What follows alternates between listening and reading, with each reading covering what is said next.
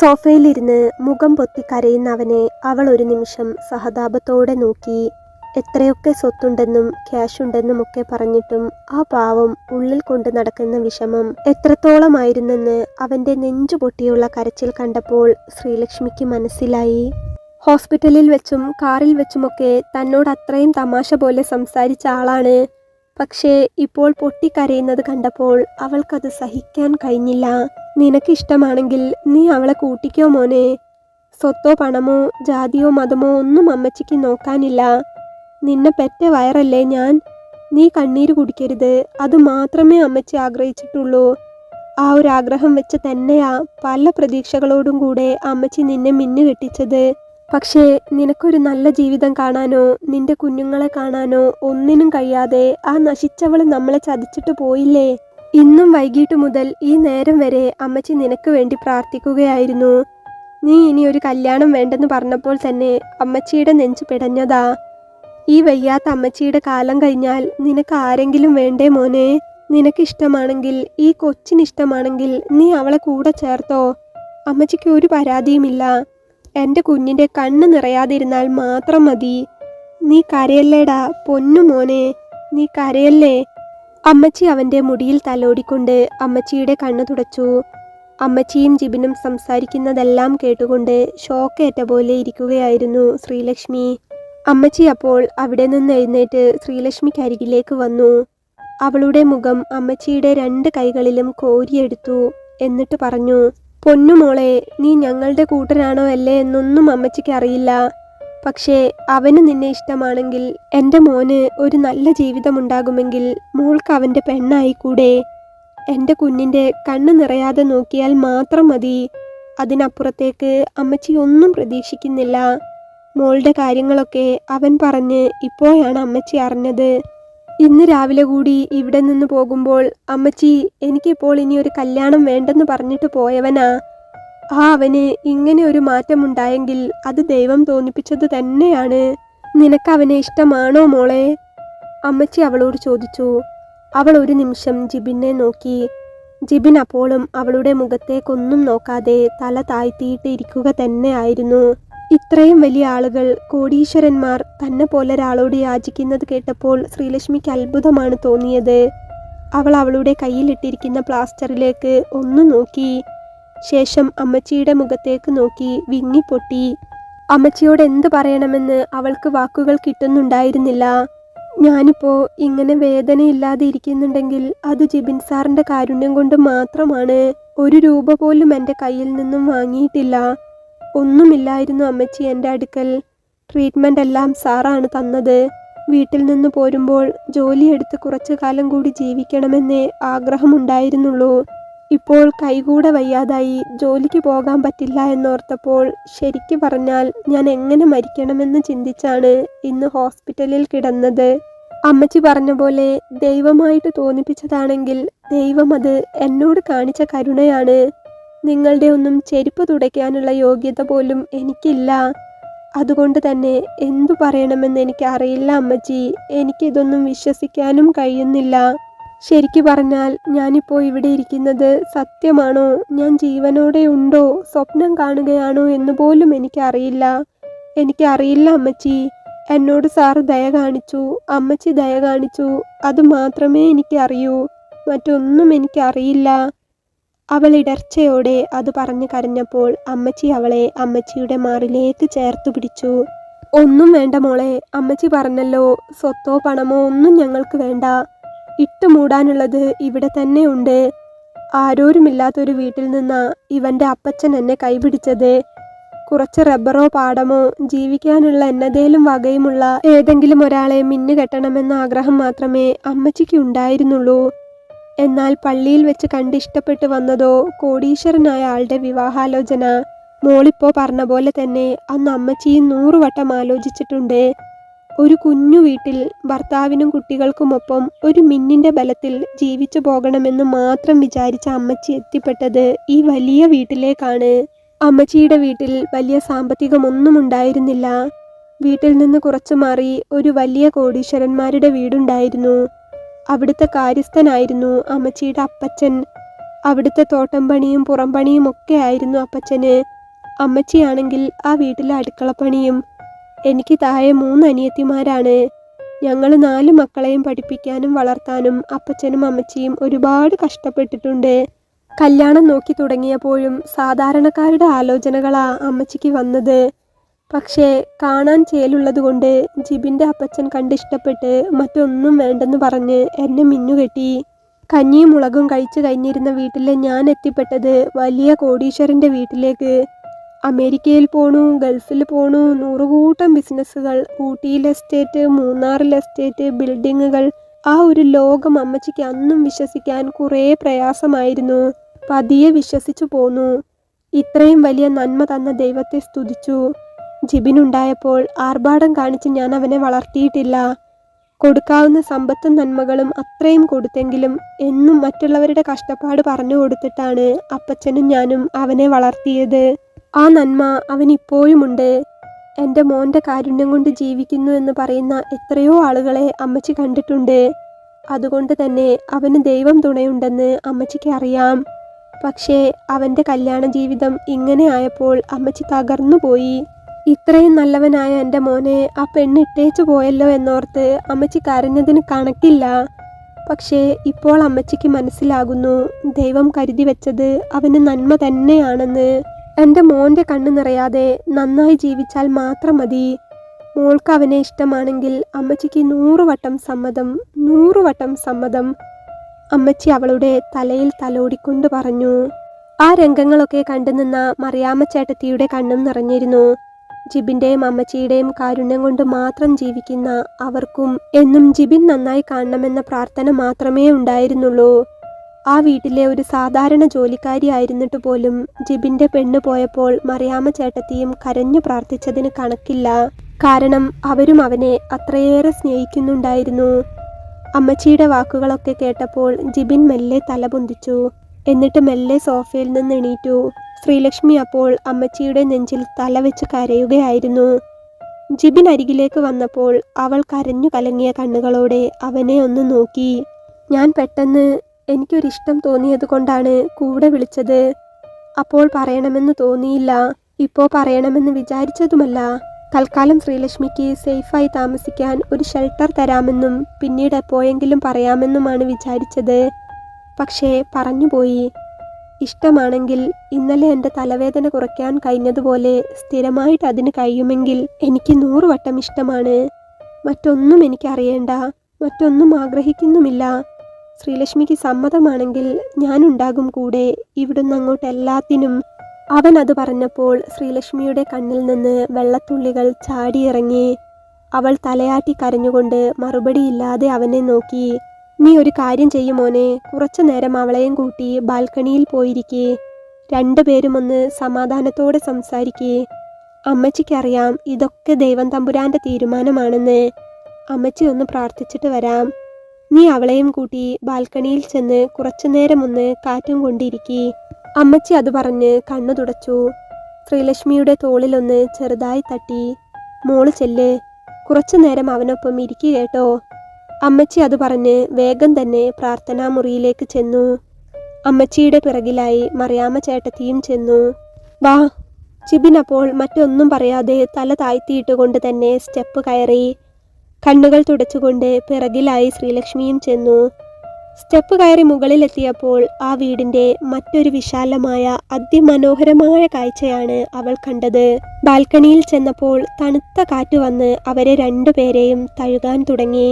മുറ്റത്തെ അതിമനോഹരമായ ചെടികളും പൂക്കളും ഒപ്പം ദൂരം മാറി കാണുന്ന ലൈറ്റുകളും എല്ലാം കൂടെ ആ ബാൽക്കണിയിൽ നിൽക്കുമ്പോൾ സ്വർഗത്തേക്കാൾ സുന്ദരമായ എന്തോ ഭൂമിയിലേക്ക് ഇറങ്ങി വന്ന പോലെയായിരുന്നു ശ്രീലക്ഷ്മിയുടെ മനസ്സിൽ. തെളിച്ചമുള്ള വെളിച്ചത്തിൽ വിയർത്തൊലിച്ച് നിൽക്കുന്ന ജിബിനെ കാണുമ്പോൾ അതിനേക്കാൾ മനോഹാരിത. ജിബിനും അങ്ങനെ തന്നെയായിരുന്നു. കയ്യിൽ കെട്ടും മുറിവും ഒക്കെ ഉണ്ട് എന്നതൊഴിച്ചാൽ ശ്രീലക്ഷ്മി അതിസുന്ദരിയായിരുന്നു.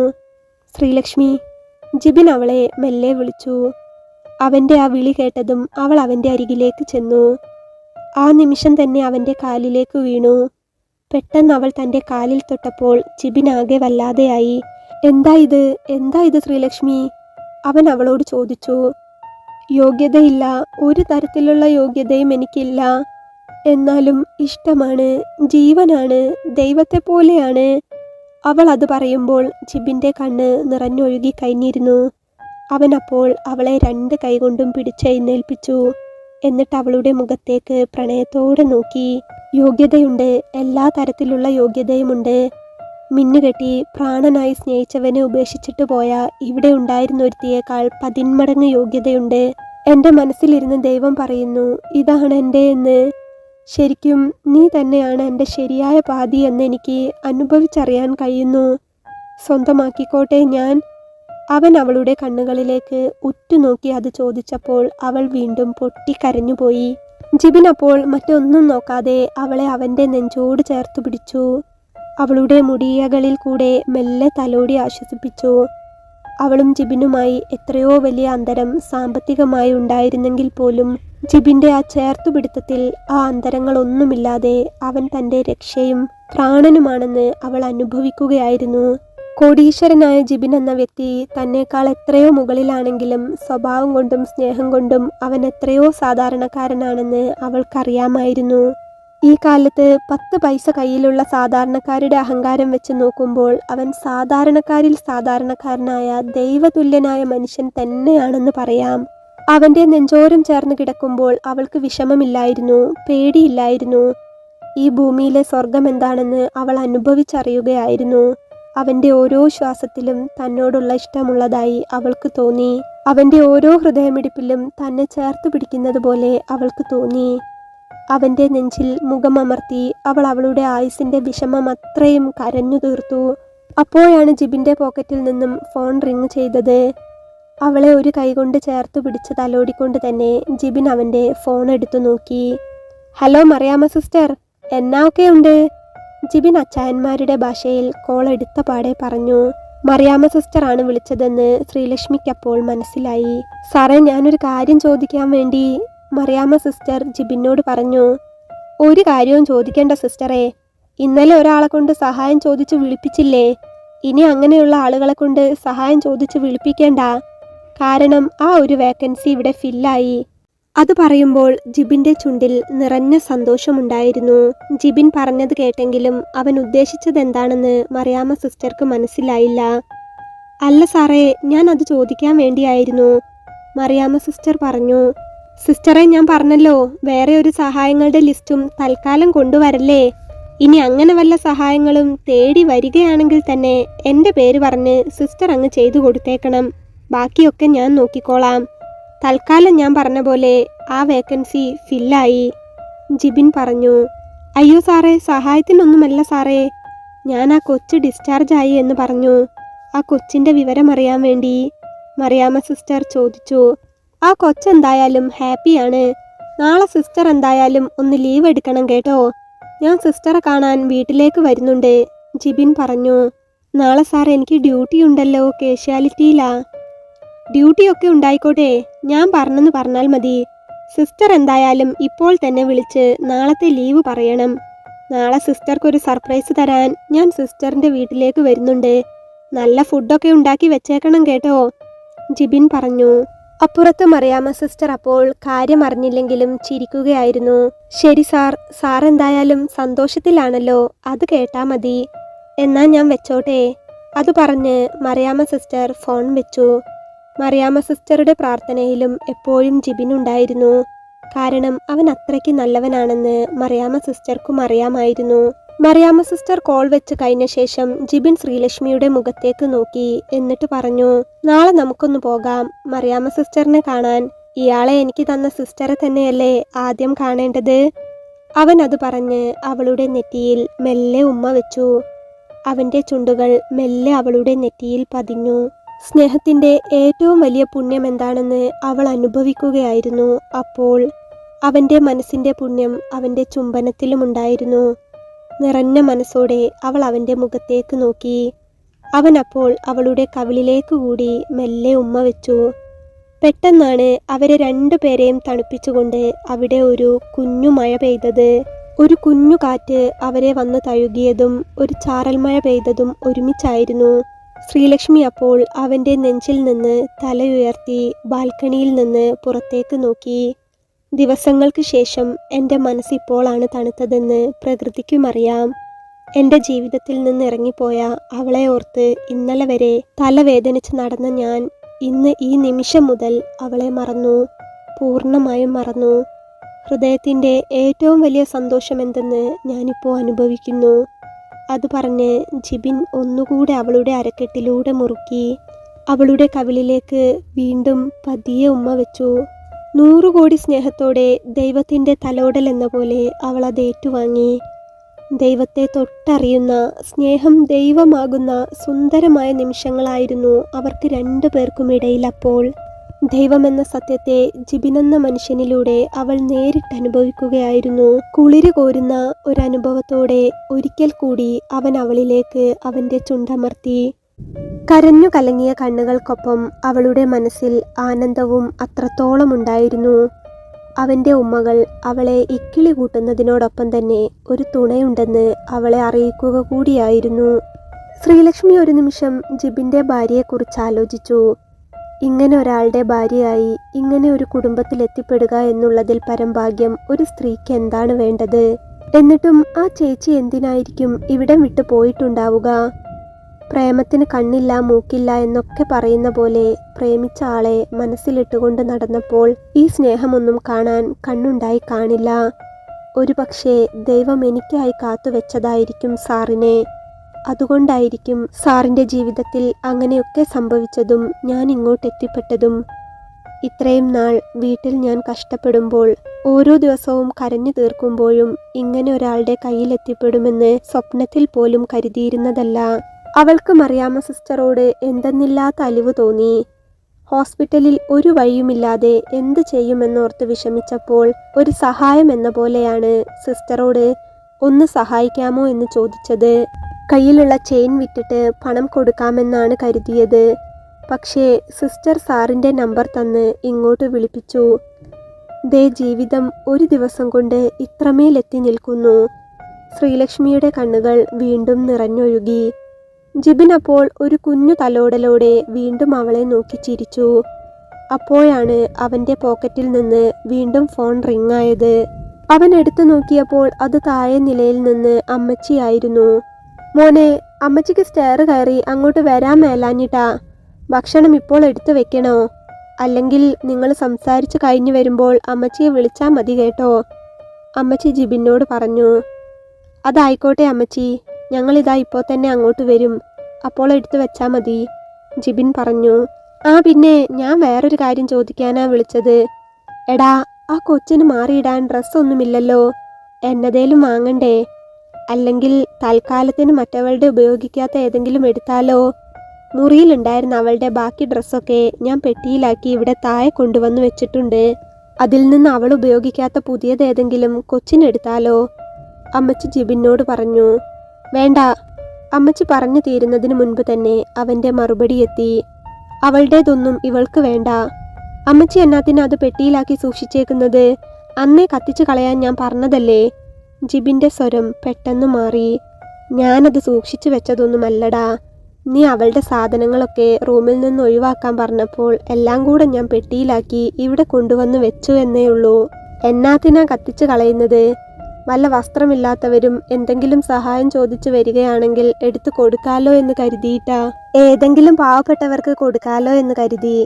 ആ നാശം പിടിച്ചവളെ ഇങ്ങോട്ട് കൊണ്ടുവന്നതിൻ്റെ വകയിൽ അങ്ങനെയെങ്കിലും ആർക്കെങ്കിലും ഒരു ലാഭമോ ഉപകാരമോ ഉണ്ടാവട്ടെ.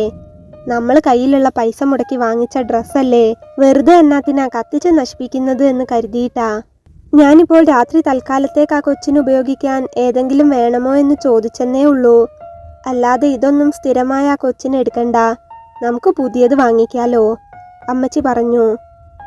ഒരു രാത്രിക്കാണെങ്കിൽ കൂടി അവളുടേതൊന്നും വേണ്ട അമ്മച്ചി. അമ്മച്ചിയുടെ ഏതെങ്കിലും ഒരു നൈറ്റി കൊടുത്താൽ മതി. ഇന്നൊരു രാത്രിക്കല്ലേ, അവൾ അത് അഡ്ജസ്റ്റ് ചെയ്തോളും, ജിബിൻ പറഞ്ഞു. എൻ്റെ നൈറ്റി ആ കൊച്ചിന് എങ്ങനെയാടാ സെറ്റാകുന്നത്? അത് ചെറിയ കൊച്ചല്ലേ. സാരമില്ലെന്നേ, വിരുന്നിന് പോകാനൊന്നുമല്ലല്ലോ, ഒരു രാത്രിയല്ലേ, അവൾക്കത് മതി, ജിബിൻ പറഞ്ഞു. ശരിയെന്നാ, അമ്മച്ചി ഫോൺ വെച്ചു. ശ്രീലക്ഷ്മി അപ്പോൾ ജിബിൻ്റെ കണ്ണിലേക്ക് നോക്കി. അമ്മച്ചിയെ, നിനക്ക് മാറിയിടാൻ ഡ്രസ്സ് വേണ്ടേ എന്ന് ചോദിക്കുകയായിരുന്നു. നമുക്ക് വേണമെങ്കിൽ ഇപ്പോൾ പുറത്തു പോയി വാങ്ങിക്കാവുന്നതേ ഉള്ളൂ. പക്ഷേ നിനക്ക് വയ്യാണ്ടിരിക്കുന്നതല്ലേ, നാളെ പോകാം. അതുമാത്രമല്ല, തിരഞ്ഞെടുക്കാൻ സമയവും ഉണ്ടാവില്ല. നേരം ഇത്രയും ആയില്ലേ. നമുക്ക് നാളെ സൗകര്യം പോലെ പോയിട്ട് എത്രയാണെന്ന് വെച്ചാൽ വാങ്ങിക്കാം. തൽക്കാലത്തേക്ക് രാത്രിയിൽ അമ്മച്ചിയുടെ ഏതെങ്കിലും നൈറ്റി ഉപയോഗിച്ചാൽ മതി, ജിബിൻ പറഞ്ഞു. മതി. ശ്രീലക്ഷ്മി അപ്പോൾ അവനെ നോക്കി ചിരിച്ചു. അമ്മച്ചി ചോദിക്കുകയായിരുന്നു, പ്രായം കുറവായതുകൊണ്ട് അമ്മച്ചിയുടെ നൈറ്റി ഉപയോഗിക്കാൻ നിനക്ക് മടി കാണില്ലേ എന്ന്. സാരമില്ല, ഒരു രാത്രിയല്ലേ. ജിബിൻ ഒന്നുകൂടെ അവളുടെ മുടിയകളിൽ തലോടി. അതുമതി, എനിക്ക് അത് തന്നെ ധാരാളം, ശ്രീലക്ഷ്മി പറഞ്ഞു. ജിബിൻ അപ്പോൾ ഒന്നുകൂടെ അവളുടെ കണ്ണുകളിലേക്ക് ഉറ്റുനോക്കി. ശേഷം അവളുടെ കൈയിലേക്ക് അവൻ്റെ കൈവിരലുകൾ ചേർത്ത് പിടിച്ച് കയ്യിൽ ഒന്ന് മുറുക്കി. വന്നേ, ഒരു സ്ഥലം കാണിക്കാം, അവൻ അവളോട് പറഞ്ഞു. ശ്രീലക്ഷ്മി അപ്പോൾ അത്ഭുതത്തോടെ അവനെ നോക്കുകയായിരുന്നു. അവൻ അവളുടെ കൈ പിടിച്ചുകൊണ്ട് ബാൽക്കണിയിൽ നിന്നും മുകളിലെ നിലയിലെ ഓപ്പൺ ഹാളിലേക്ക് നടന്നു. ആ വലിയ ഹാളിലൂടെ ശ്രീലക്ഷ്മിയും ജിബിനൊപ്പം നടന്നു. ഹാളിൻ്റെ സൈഡിലായുള്ള റൂമിലേക്കാണ് അവൻ അവളെയും കൂട്ടിച്ചെന്നത്. റൂമിൻ്റെ വാതിൽ തുറന്ന് അവൻ അകത്തെ ലൈറ്റിട്ടതും ശ്രീലക്ഷ്മി ഒന്നുകൂടെ അമ്പരന്നുപോയി. അത് ശരിക്കും ഒരു ബെഡ്റൂം തന്നെയാണോ എന്ന് അവൾ ഒന്ന് സംശയിച്ചു. അത്രയ്ക്ക് മനോഹാരിത. വിലപിടിപ്പുള്ള വെള്ളക്കല്ലുകൾ പിടിപ്പിച്ച വലിയ കട്ടിലും അതേ മോഡലിൽ തന്നെയുള്ള അലമാരയും കബോർഡും ഫാനും തെളിഞ്ഞ ലൈറ്റും AC-യും വിലപിടിപ്പുള്ള ചിത്രങ്ങളുമൊക്കെയായി അതിമനോഹരമായൊരു മുറി. മുറി എന്ന് പറഞ്ഞാൽ ഒരു വീടിൻ്റെ വലുപ്പമുണ്ട്. അതുപോലൊരു റൂമിൽ കാലെടുത്ത് വെക്കാൻ കഴിഞ്ഞത് തന്നെ തന്നെപ്പോലൊരാളുടെ വലിയ ഭാഗ്യം. ശ്രീലക്ഷ്മിയുടെ കണ്ണുകൾ ചുറ്റും നോക്കി അത്ഭുതത്തിലായിരുന്നു. ജിബിൻ അപ്പോൾ ആ റൂമൊന്ന് ചുറ്റും നോക്കിക്കൊണ്ട് ഒരു വലിയ ശ്വാസമെടുത്തു. ശേഷം ചെന്ന് ബെഡിലേക്കിരുന്നു. ബെഡിലിരുന്ന് തന്നെ നോക്കി ചിരിക്കുന്ന ജിബിനെ അല്പം മാറി നിന്ന് ശ്രീലക്ഷ്മി സ്നേഹത്തോടെ നോക്കി. റൂം എങ്ങനെ, ഇഷ്ടമായോ, ജിബിൻ അവളോട് ചോദിച്ചു.